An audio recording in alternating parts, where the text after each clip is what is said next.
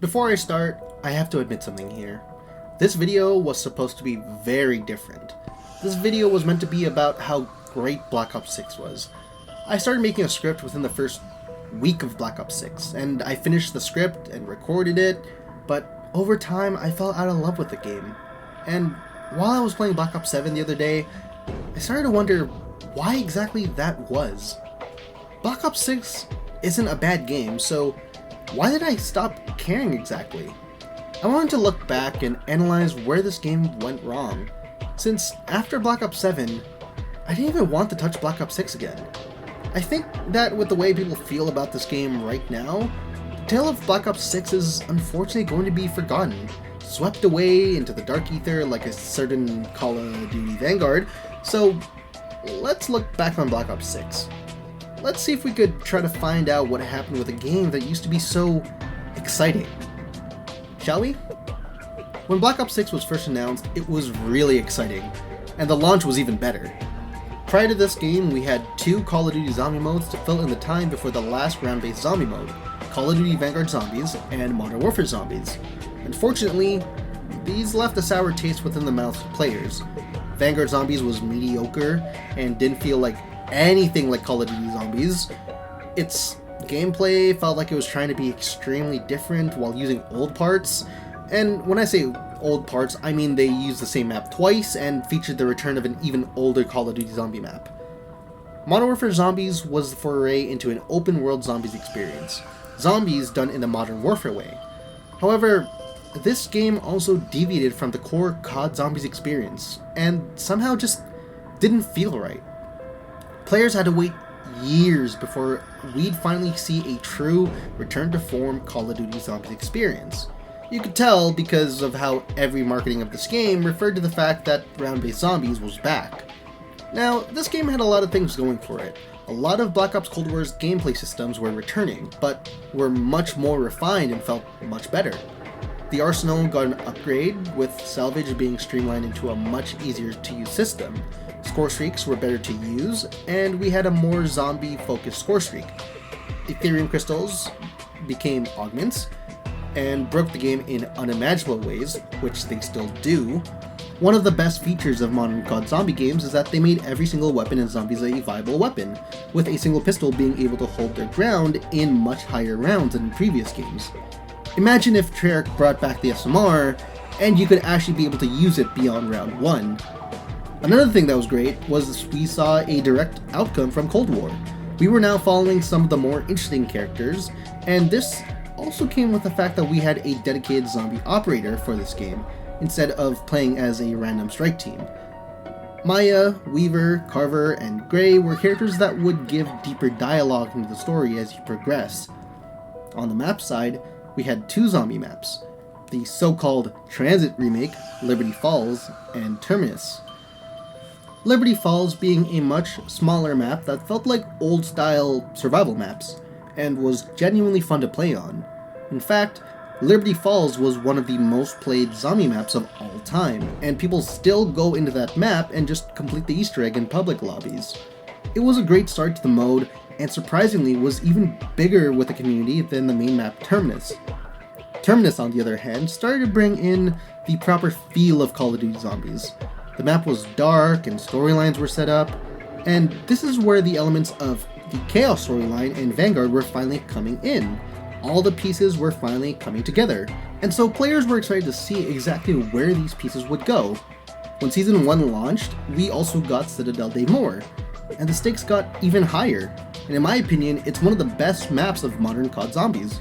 So, with such positive and great things about this game, where did it all go wrong? What exactly happened? Well, early on into the game's life cycle, something happened which would be our first sign of things about to go sideways. The actor for Samantha Maxis, who's been the voice actor for the character since Black Ops 4, was replaced after leaving with concerns about using AI to take their voices without consent or compensation, which is ironic considering that Julie Nathanson was playing an AI character. The quality of voice acting started to go down. This was more apparent with the release of Season 1, as characters weren't given new voice lines on the map, and you'd hear the exact same operator lines for killing zombies every 20 seconds.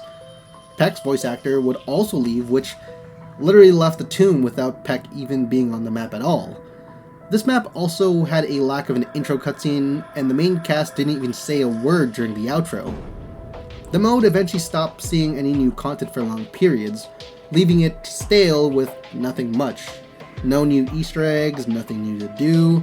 The limited time modes were lackluster and couldn't really support itself during these down periods. There was no communication from Treyarch either, so fans were left with the uncomfortable silence. On the character side, Maya, Carver, and Gray were in the story without a purpose, since the entire beef at that point was between Weaver and Richtofen. And speaking of operators, we started to see cel-shaded operators invade the game, which ended up hurting the game's image even more, which is why we don't have carry forward anymore in Black Ops 7. The wonder weapons of the Tomb and Shattered Veil were returning from previous games, and felt more recycled than an actual attempt to excite players. And with items from previous games returning, it felt more like a cop-out than anything else. Those elements of Chaos and Vanguard that returned didn't expand any more than them just returning, and raised a lot more questions than answers. And the teasing basically boiled down to nothing. The story kind of felt like it wasn't really going anywhere, and this was only because we had to wait so long for new content. On the other side, we had a problem of leakers. All of the maps leaked way too early, which I'm 89% sure that all of the maps leaked at launch, so content was more of a waiting game at that point. I don't think it's a problem that the 3 maps took place within Liberty Falls. They all feel different, but since it was pretty much obvious that the maps were just repurposed from a Resurgence map, which is true by the way since they are now a Resurgence map in Black Ops 7, it didn't feel like these maps were that special. When the final map Reckoning came out, the game was in a horrible state, with player numbers being half of the amount of players of what was there during Shattered Veil. The story concluded, but left in a question for the 5th time whether Treyarch knew how to make an ending, as we once again got more questions than answers, and the return of characters that we all thought Treyarch killed for good. But I guess no one truly stays dead in the world of Call of Duty. Now, with all of this happening, why did Treyarch just leave Call of Duty in this state? Well, unfortunately, the answer is the same every year. The same reason Treyarch has had since Black Ops 4. They moved on to another game. Halfway through the game's lifecycle, Treyarch began focusing on Black Ops 7, with the reveal trailer coming at the end of an Xbox Direct, halfway through the game's lifecycle. With the reveal trailer coming at the end of an Xbox Direct, all of the marketing focused on the successor to Black Ops 2. It was exciting, but it left Black Ops 6 to just release whatever they had left. This cycle has been going on for years. In Black Ops 4, Treyarch had to pick up the pieces of whatever Sledgehammer was working on at the time. After that, Treyarch went from Cold War to Vanguard Zombies to help Sledgehammer make the 3rd mode. Halfway through that, they got moved to the rank play of Modern Warfare 2, and then over to do Modern Warfare Zombies.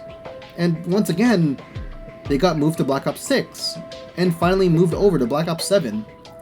This feels like an honest abuse of Treyarch.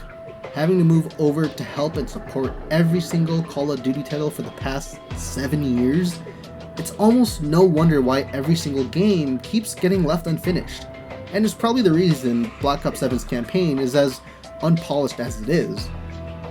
Treyarch's games simply just feel rushed, thrown together, and there's no denying that out of all the developers, Treyarch is the only one, in my opinion, that has made very distinct and unique Call of Duty games.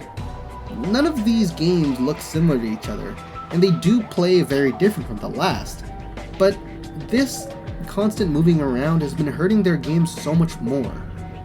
Black Ops 7 feels like all of those fixes should have been in Black Ops 6. With Group Exfil no longer being required, the maps being beautiful and expansive, transit reimagining finally being real, special enemies no longer being in the game, and the camo grind just being simplified. There's no reason these gameplay changes couldn't have been in Black Ops 6. Well, maybe not the camo challenge stuff, but do I think that Black Ops 7 is a better game than Black Ops 6? 100%. Black Ops 7 is really fun, and the content is great, and people are still searching for relics and Easter eggs, and they're giving us a lot of content while waiting. However, I almost wouldn't be surprised if all of this happens again. Treyarch pulled away from the post-launch content of this game to work on something else. I do hope this practice stops, because I'd really like to see what Treyarch can do with 100% support through their game's lifecycle. Black Ops 6 was unfortunately left in the dust, and so it remains to see whether history repeats itself, and despite having a tremendous start, Black Ops 6 just didn't have the legs to run for long. But what do you guys think? What do you think of the fate of Black Ops 6? Do you agree or disagree? Did I miss anything that caused Black Ops 6's downfall? Was it all because Battlefield finally got its act together? Who knows? Let me know in the comments. I'd love to hear what you guys think.